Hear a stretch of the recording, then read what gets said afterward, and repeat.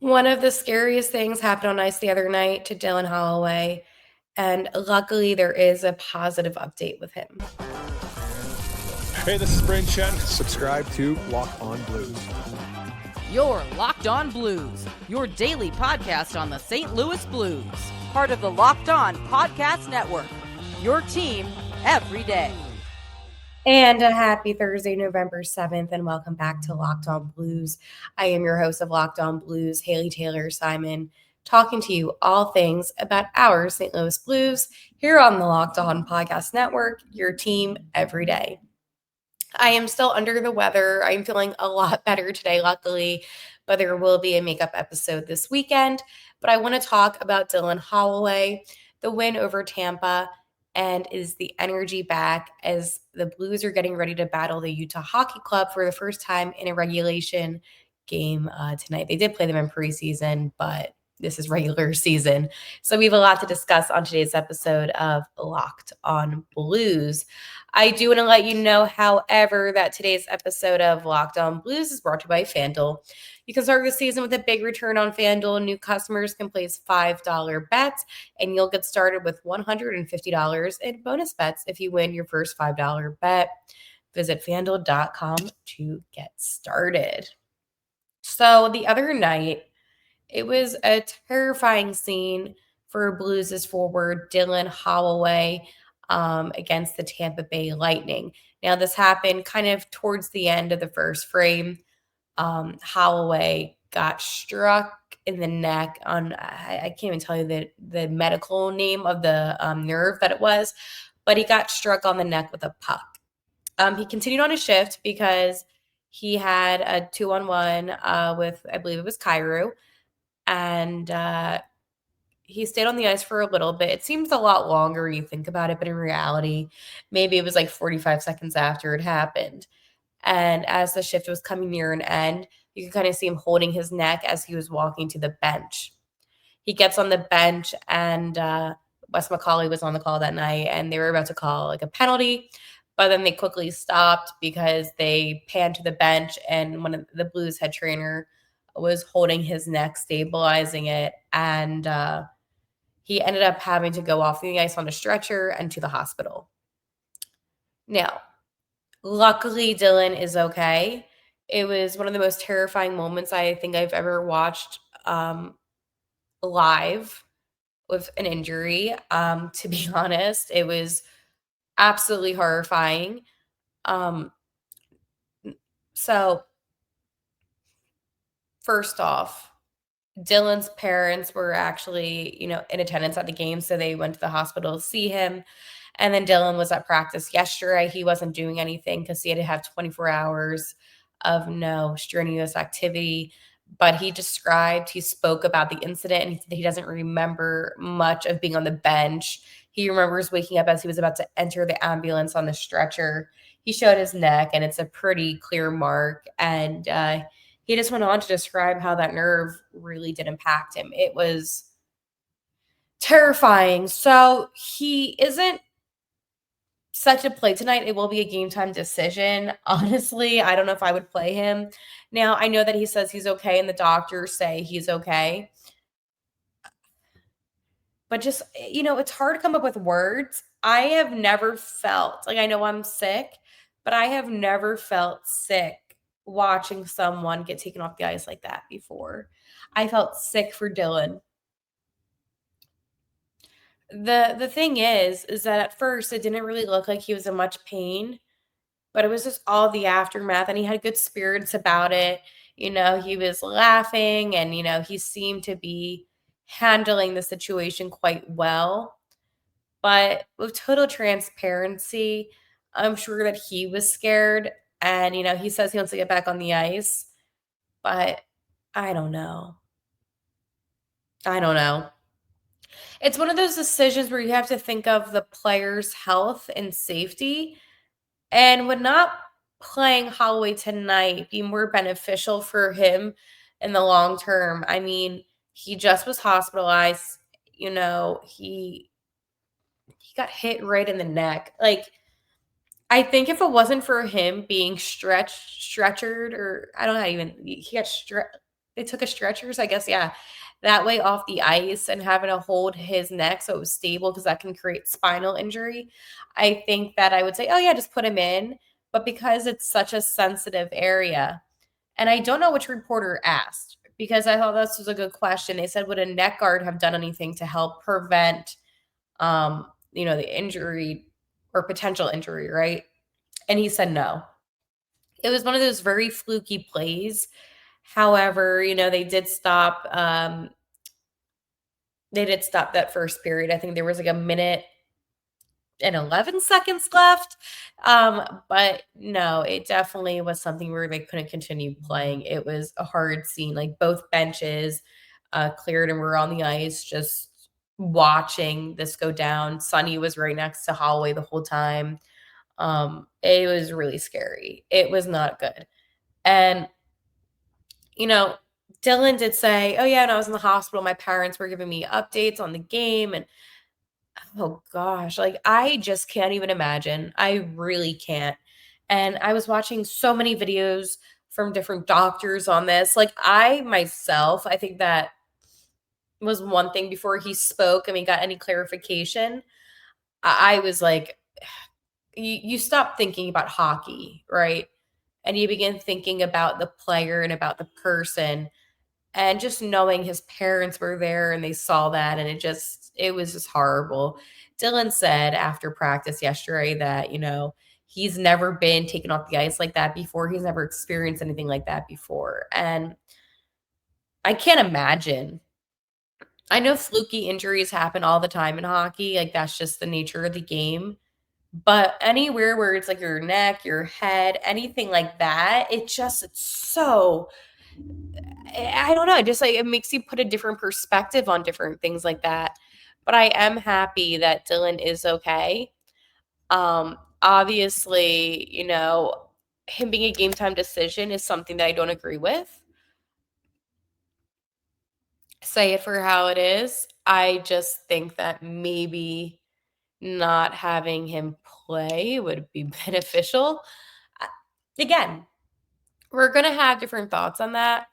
But I just think that at the end of the day, Dylan's health is the most important thing that we can think of right now.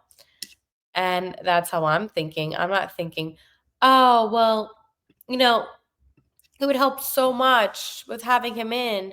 My biggest takeaway is I want Dylan Holloway to be healthy. So just to give you some more, it was Wes McCauley, and then it was also Cody Beach, by the way. That was the other ref. But yeah, the bench, I mean, you could tell the Blues bench was like asking for help, right? Like it just was a scary thing. So luckily there is a positive update on Dylan Holloway. It was so scary. I'm gonna be honest. Like that moment, and I know that I'm young, I'm 25, and I know that there's some people that have seen some other things during a hockey game, right? Like, you know, it just was not good. Also, one other thing before I switch topics, and I guess this is just kind of like a general type of thing. I want to thank the Tampa Bay Lightning for being so respectful of the situation and their fans as well on social media. I obviously have my Blues account, so I only see my Blues, followers and things like that. But the amount of just love and kindness that was being spread towards Dylan Holloway during that time from the whole National Hockey League is what makes this league so special. So I just wanted to take the time to acknowledge that, being a kind person when a player gets injured does get noticed. And at the end of the day, I know we all like our separate teams, right?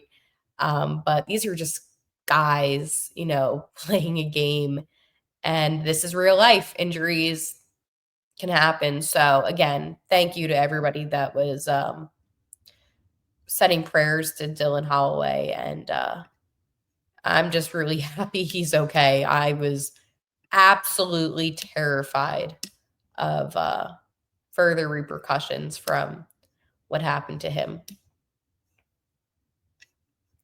I do want to talk to you about my friends over at Gametime. I love Gametime. I've been talking about Gametime with you for quite a while because Gametime has so many amazing things. They have Gametime picks, they have the super deal, and they have so much more. So, this is a couple things that I love that I'm going to tell you about. You get to have seat views before you buy. I think that's my number one favorite thing about Gametime is because I know exactly where I'm going to be sitting, what I'm going to be seeing before I buy my tickets. You get the lowest price guarantee, event cancellation protection, job loss protection, and more. So Gametime literally looks out for you so much. You always get the best tickets with the best ticket prices. Right now, Gametime is having an exclusive zone deal for the NHL Winter Classic event at Wrigley Field with the Blues and the Blackhawks. So go to the Gametime app to purchase tickets to get 10% off bleacher seating and 20 to 25% off plate area seats. Now, St. Louis, this is such a great deal, and it even kind of gives you some more incentive to head up to Chicago to see the Blues on December 31st, because remember, it is not January 1st, which I think is so stupid. So, this is what you need to do. You need to take the guesswork out of buying tickets with Gametime Picks, download the Gametime app, create an account, and use code LOCKEDONNHL for $20 off your first purchase. Terms apply. Again, create an account and redeem code LOCKEDONNHL for $20 off. Download Gametime today. What time is it? Gametime. One thing that I was talking about was, again, the game against the Tampa Bay Lightning. And I think that it's also important to talk about what went down in that game besides, obviously, the injury to Dylan Holloway. So the Blues won, which is great, right? In the first period, no goals scored. Obviously, what happened to Dylan Holloway happened. Second period, early on, Tampa scores. They have a 1-0 lead. But then, luckily, like 5 minutes later, Oscar Sundqvist is able to even up the game 1-1 with an assist from Matthew Kessel, who gets his first assist, and Zachary Bolduc, making that 4 of the season. It was also Sonny's first goal of the season. Another first was for Alexei Turchenko at the end of the second period. He was able to give the Blues their first lead of the game, 2-1, his first goal, and then Fox's first assist of the season. Now we got all the firsts out of the way. We're going to head on to that final frame. So almost around the midway point, Jordan Kyrou gets his 4th goal of the season, and it was assisted by Braden Shen and Brandon Saad. So it's now 3-1 Blues. And then a few minutes later, Victor Hedman is able, and I said that was a name to look out for. He was able to give Tampa another goal. Can we talk about how Nikita Kucherov has 12 assists so far this season, which I think is actually unbelievable. Jordan Binnington had a great game in net with 21 saves. So he was playing a lot better between the pipes. I think that's been one thing for Jordan Binnington this season is that he just hasn't looked as sharp. And it's not because of how he plays, it's because of who is in front of him. And I want to make that very clear is that Jordan is still one of the best goalies in the NHL. The problem is it's been the defense and inconsistency with that. There's just been a whole lot of problems. So it's not necessarily because Jordan isn't good in net. It has to do with the fact that it's been really tough to have to defend all that he is defending, right? So I just wanted to put that out there. But overall, I think the Blues actually had a good game against Tampa. I mean, Tampa is a good team. Not great how they used to be, but they're still good enough to where it's like, okay, well, the Blues got to put some effort into this one because it's, again, one of those teams where, they're going to get you with the scoring. And I think Nikita Kucherov, too. It's one of those things where he is just so good at generating plays. and that's a player that I talk about all the time. So the Blues also had a monumental moment with Jordan because now he moves into the second in franchise history on the wins list. So it was funny. I'm on social media, right? And Binner now has 149 wins. Mike has 151, so he's like close to beating him. Anyways, he passed Jake Allen. So I'm scrolling on the gram, right? And all of a sudden I see this selfie video from Jake Allen and it's congratulating Jordan. And I'm like, whoa. And I thought it was kind of funny, to be honest with you. I don't know about you guys, but I feel like everyone had a lot of faith in Jake Allen for such a long time, and he was a part of this organization for a while. So I was really happy to see a familiar face pop up on the gram. So, anywho, I think that the Blues, though, definitely had a good game, right? And here's the thing. Sonny talked about his goal, and he said, just seeing Kessel shooting and trying to get underneath my guy, getting to a spot where the rebound might end up. I was lucky that it ended up on my stick, and I was happy to see it go in. And then Torborchenko said, finally, I think that one of the things that the Blues kind of struggled with is utilizing some of their bottom six players. I think that the top six we've seen and they've done great things, but these bottom six players sometimes look a little invisible. So in this game, you had two bottom six players score a goal while still utilizing one of your top six players. So overall, I was happy with how it all went down. And it's a win. I think that the Blues needed this. I mean, they beat the Toronto Maple Leafs, right? After coming off of an ugly, ugly road trip. They beat the Leafs again at home. They then defeat the Lightning. And now they're looking ahead to the Utah Hockey Club tonight. So, do I think that the Blues are back? I think that there's an energy change within this team that I'm going to talk about, but I think that after beating the Leafs, my concern was, hey, will this team be able to manage enough momentum to beat the Lightning? Obviously, during that game, no matter what the outcome was, I think I wouldn't have been critical because of what happened with Dylan Holloway. And I'm not using that as an excuse. However, I could understand if players were a little bit shaken up or, I could understand if things just didn't go right, is what I'm trying to say. However, the guys stepped up, and Dylan was saying too that I think I told you this, that his mom was giving him updates while he was in the hospital. So I think that overall, it was a good Blues win, but now there's a job to get done tonight.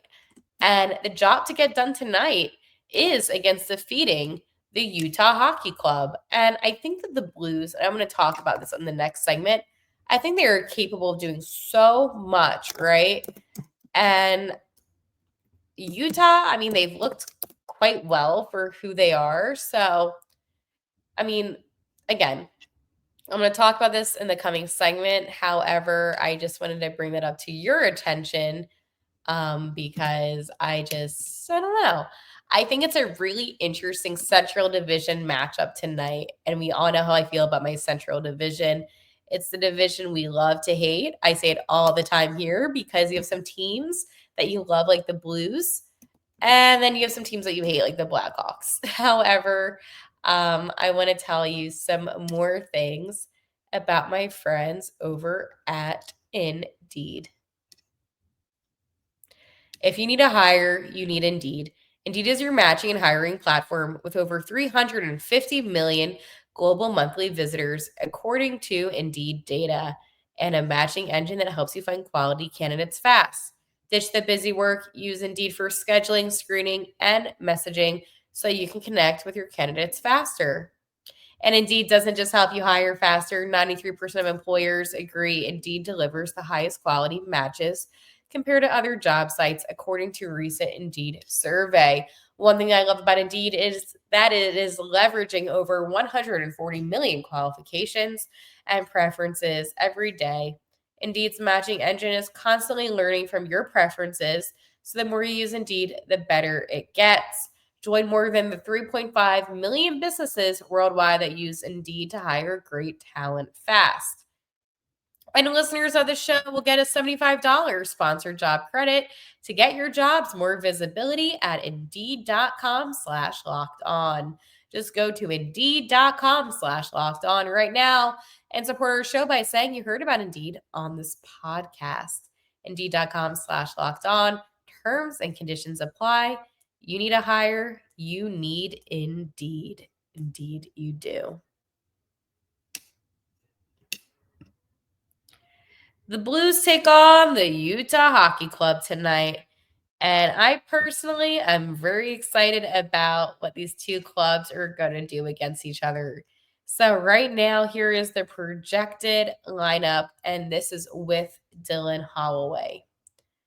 I want to make that very clear that this is the projected with Holloway if he is able to play, okay? And this is from Jeremy Rutherford. It would be on the first line, Holloway, Bush, Neighbors.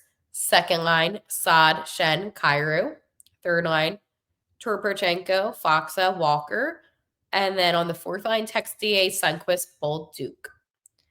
Defense would be Suter and Pareko, Joseph and Falk, Pernovich and Kessel, Innet, Hofer. So he is still a game time decision. This is what Bannister had to say on Holloway. He rode the bike yesterday, and Holloway did say that he did ride the bike a little bit just to move his legs. Nothing intense. He was out on the ice this morning, and he pushed himself hard. Well, we want to see how he reacts through the day, so we'll make a decision at the game time. Holloway said today, I just want to go out there and forget about it and put it in the past. Like I said before, I feel good. I'm excited to get out there. So I am happy for Holloway. However, again, it is one of those things where you just have to put his health first. He says he's good, but at the end of the day, this is a guy where, you can't risk, injuring him anymore, right? So, the Blues also face a familiar face today, by the way, playing Utah, and I always, forget about that. It is Robert Bertuzzo. He is now playing with the Utah Hockey Club. And, he played 6 out of the last 9 games. He isn't expected to be in the lineup tonight. He was on the ice this morning. And he said, at the end of the day, it's teammates, buddies you created for lifelong friendships with, and you got to do it with them. I miss him so much. I know that maybe he wasn't everyone's favorite type of player on the ice, but a good overall guy. So looking ahead to tonight's contest with the Blues and Utah, I want to also highlight too how Utah has done this season. I'm not going to say, oh, they're this and that in the standings, but they did have a couple games that did not go their favor, with falling 3-0, getting shut out by the Jets on Tuesday, and then in OT they lost to the Golden Knights 3-4. The last victory that the Utah Hockey Club had was against the Flames, winning 5-1 on home ice. They also did go to OT against San Jose, where they fell 5-4. So, again, Utah, it's one of those teams where, they're up and down and all around. They have Clayton Keller. We know how I feel about him. Come home. We want you here in St. Louis. They have Logan Cooley. They have a lot of guys that I'm actually kind of a fan of. Liam O'Brien. So they have a strong amount of players that, they're fun to watch. Connor Ingram's fun. But overall, and I know I did, the Central Division Roundtable, do I think that this is a playoff team? No, I did not think that. However, they're definitely surprising me with their talent that I've seen so far this season. So it should be a good contest tonight. The St. Louis Blues and the Utah Hockey Club. I know I'm personally excited for it, but again, just to reiterate today's episode, is the energy back? I think that there is some energy circulating back. I'm happy that Dylan Holloway is indeed okay. And, of course, it was a good victory, a 3-2 victory over the Tampa Bay Lightning. I will talk to you tomorrow. And, like always, let's Go Blues.